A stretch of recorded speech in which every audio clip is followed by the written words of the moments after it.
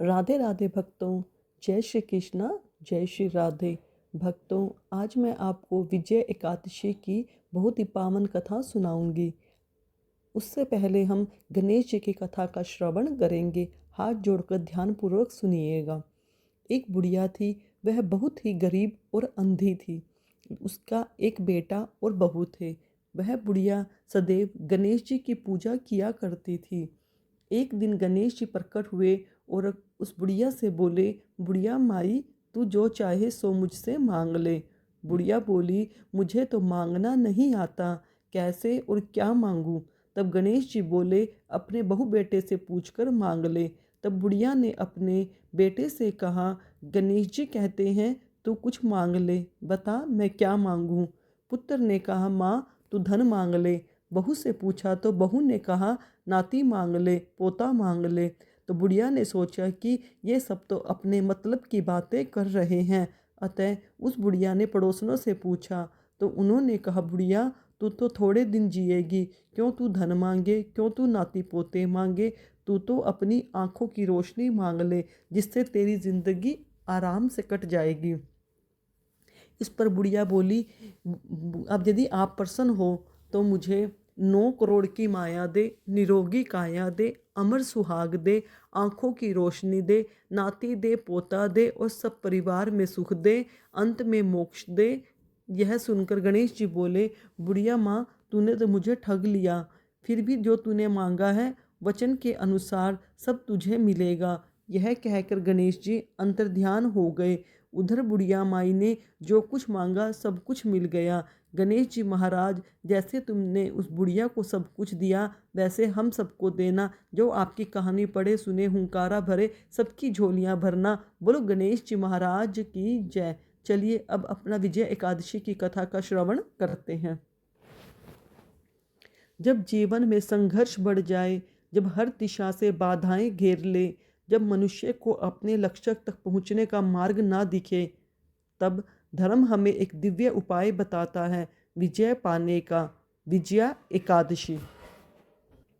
धर्मराज युधिष्ठिर बोले, हे जनार्दन, आपने माघ के शुक्ल पक्ष की जया एकादशी का अत्यंत सुंदर वर्णन करते हुए सुनाया है।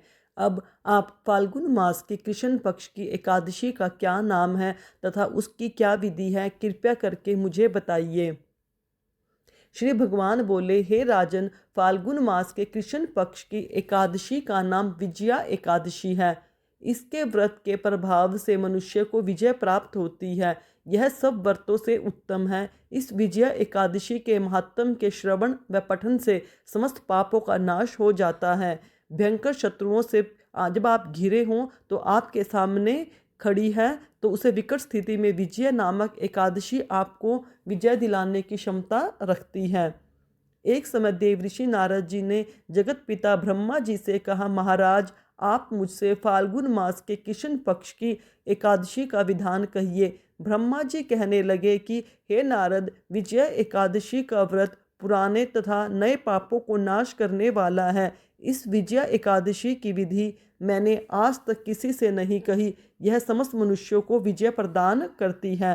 त्रेता युग में मर्यादा पुरुषोत्तम श्री रामचंद्र जी ने, जो विष्णु के अंशा अवतार थे, जब उनको 14 वर्ष का वनवास हुआ तब वे श्री लक्ष्मण तथा सीता जी सहित पंचवटी में निवास करने लगे। वहाँ पर दुष्ट रावण ने जब सीता जी का हरण किया तब इस समाचार से श्री रामचंद्र जी तथा लक्ष्मण अत्यंत व्याकुल हुए और सीता जी की खोज में चल पड़े।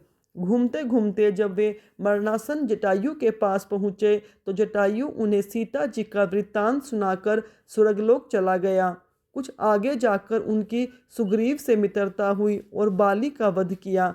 हनुमान जी ने लंका में जाकर सीता जी का पता लगाया और उनसे श्री रामचंद्र जी और सुग्रीव की मित्रता का वर्णन किया। वहां से लौटकर हनुमान जी ने भगवान रामचंद्र के पास आकर सब समाचार कहे। श्री रामचंद्र जी ने वानर सेना सहित सुग्रीव की संपत्ति से लंका को प्रस्थान किया। जब श्री रामचंद्र जी समुद्र के किनारे पहुँचे तब उन्होंने मगरमच्छ आदि से युक्त उस अगाध समुद्र को देखकर लक्ष्मण जी से कहा कि इस समुद्र को हम किस प्रकार पार करेंगे। श्री लक्ष्मण ने कहा, हे पुराण पुरुषोत्तम, आप आदि पुरुष हैं, सब कुछ जानते हैं। यहाँ से आधा योजन दूर पर कुमारी द्वीप में बकलाद्य नाम के मुनि रहते हैं। उन्होंने अनेक भ्रम देखे हैं। आप उनके पास जाकर इसका उपाय पूछिए। लक्ष्मण जी के इस प्रकार के वचन सुनकर श्री रामचंद्र जी बकलाद्य ऋषि के पास गए और उनको प्रणाम करके मुनि के पास बैठ गए। मुनि ने भी उनको मनुष्य रूप धारण किए हुए पुराण पुरुषोत्तम समझकर उनसे कहा कि हे राम, आपका आना कैसे हुआ। रामचंद्र जी कहने लगे, हे ऋषि, मैं अपनी सेना सहित यहाँ आया हूँ और राक्षसों को जीतने के लिए लंका जा रहा हूँ। आप कृपया करके समुद्र पार करने का कोई उपाय बतलाइए, मैं इसी कारण आपके पास आया हूँ। बकलाद्य ऋषि बोले, हे राम, फाल्गुन मास के कृष्ण पक्ष की एकादशी का उत्तम व्रत करने से निश्चय ही आपकी विजय होगी, साथ ही आप समुद्र भी अवश्य पार कर लेंगे। इस व्रत की विधि यह है कि दशमी के दिन स्वर्ण, चांदी, तांबा या मिट्टी का एक घड़ा बनाए, उस घड़े को जल से भरकर तथा 5 पल्लव रख वेदिका स्थापित करें। उस घड़े के नीचे सतनजा ऊपर जौ रखे, उस पर श्री नारायण भगवान की स्वर्ण की मूर्ति स्थापित करें। एकादशी के दिन स्नान आदि से निर्वित होकर धूप, दीप, नैवेद्य, नारियल आदि से भगवान की पूजा करें। तत्पश्चात घड़े के सामने बैठकर दिन व्यतीत करें और रात्रि को भी उसी प्रकार बैठे रहकर जागरण करें। द्वादशी के दिन नित्य नियम से निर्वित होकर उस घड़े को ब्राह्मण को दे दें। हे राम, यदि तुम भी इस व्रत को सेनापतियों सहित करोगे तो तुम्हारी विजय अवश्य होगी। श्री रामचंद्र जी ने ऋषि के कथा अनुसार इस व्रत को किया। इसके प्रभाव से दैत्यों पर विजय प्राप्त की। अंततः हे राजन, जो कोई मनुष्य विधि पूर्वक इस व्रत को करेगा, दोनों लोकों में उसकी अवश्य विजय होगी। श्री ब्रह्मा जी ने नारद जी से कहा था कि हे पुत्र, जो कोई इस व्रत के महात्म को पढ़ता है या सुनता है, उसको वाजपेयी यज्ञ का फल प्राप्त होता है। बोलो विष्णु भगवान की जय।